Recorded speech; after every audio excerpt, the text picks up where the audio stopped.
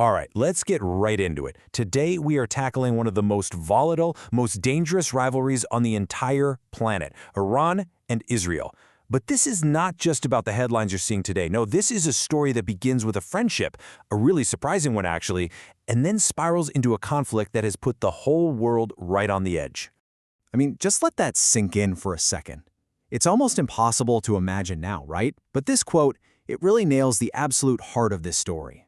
Before all the hatred, before the shadow wars and the missile strikes, these two countries were actual allies. And if you want to understand anything about what's happening now, you have to understand how that friendship completely shattered.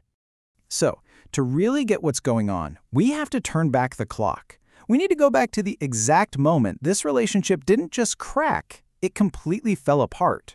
It's a story that, honestly, feels like a straight-up betrayal. Okay, so check this out. From the 50s to the 70s, they were partners. Israel had this clever strategy called the Periphery Doctrine. Basically, they wanted to make friends with non-Arab countries on the edges of the Middle East to balance things out. And Iran, under the Shah, was the perfect fit. We're talking shared intelligence, military cooperation, oil trade, the whole deal. And then, bam, 1979 happens. The Islamic Revolution wasn't just some change of leadership, it was a 180-degree flip of their entire worldview. The new leader, Ayatollah Khomeini, declared Israel an illegitimate state, the little Satan, and just like that, he cut every single tie. Overnight, a friend became the ultimate enemy.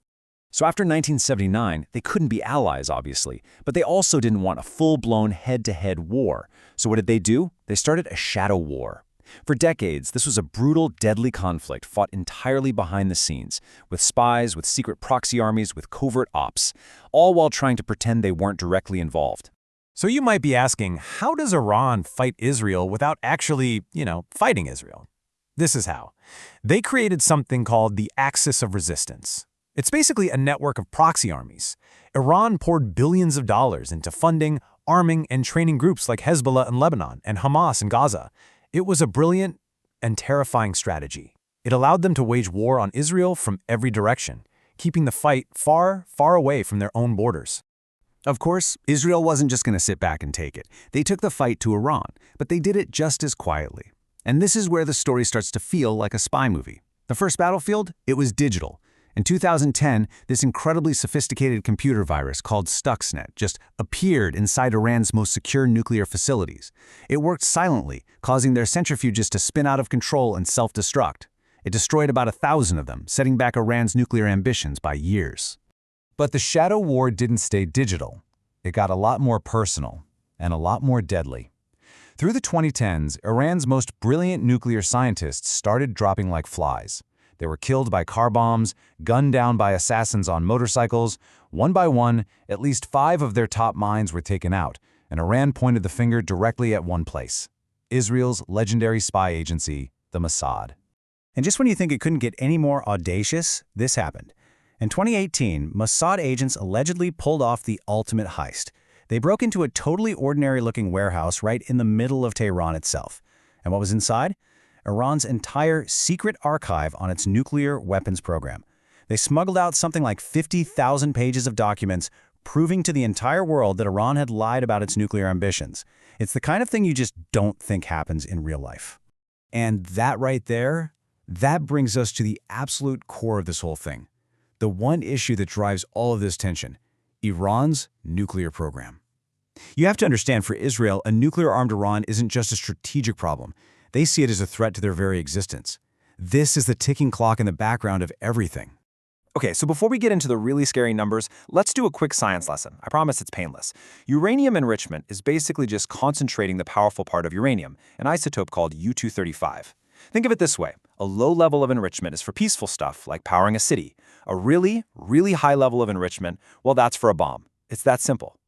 So this is the number you need to know. For any country that says its nuclear program is for peaceful energy, the purity level they need is between 3 and 5%. That's the international standard, okay? 3 to 5%. Keep that number in your head. So where was Iran by 2023? They weren't at 5%.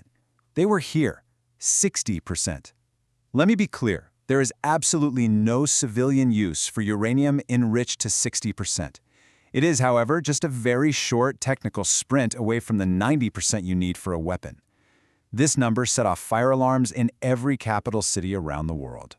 And this is the number that truly terrified everyone. After the big 2015 nuclear deal fell apart, Iran just hit the accelerator. Their breakout time, that's the time it would take them to make enough weapons-grade fuel for one bomb, shrank like crazy. By 2023, experts estimated that window was down to just 12 days. 12. All the time the world thought it had to react, it was gone. So with that nuclear clock ticking down to almost zero, and with all these tensions in the region just boiling over, something had to break. And, well, a series of absolutely explosive events didn't just bend the rules of the Shadow War, they shattered them completely, dragging both of these countries out of the darkness and into direct, open conflict. This slide really just lays it out perfectly. For 40 years, the name of the game was plausible deniability. It was all about proxies, secret missions, and fighting in a way you could always deny. But after 2024, the mask was ripped off.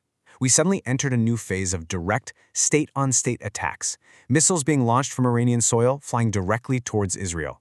The deniability was gone. This was out in the open. And you can see how fast things escalated. It really kicked off on October 7, 2023. The Hamas attack basically activated Iran's entire network of proxies. Then on April 1, 2024, Israel took a huge step, bombing an Iranian consular building in Syria and killing a very senior general.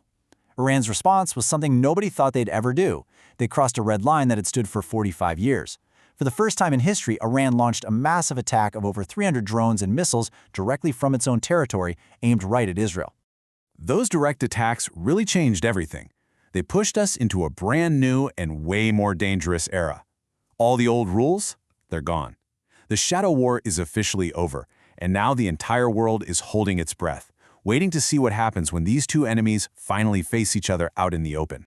So the main takeaway here is that the entire game has changed. The Shadow War is done. Direct attacks between these two countries are now a real possibility. The United States has already been dragged into it. And at the center of it all is that ticking time bomb, Iran's nuclear program, which is still unresolved.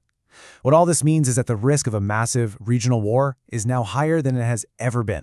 And that really leaves us with the one critical question. For 40 years, this was a war fought with spies and proxies in the dark. Now that the missiles are actually flying, we have to ask ourselves, are we witnessing the official beginning of a new and much more dangerous era of open war in the Middle East?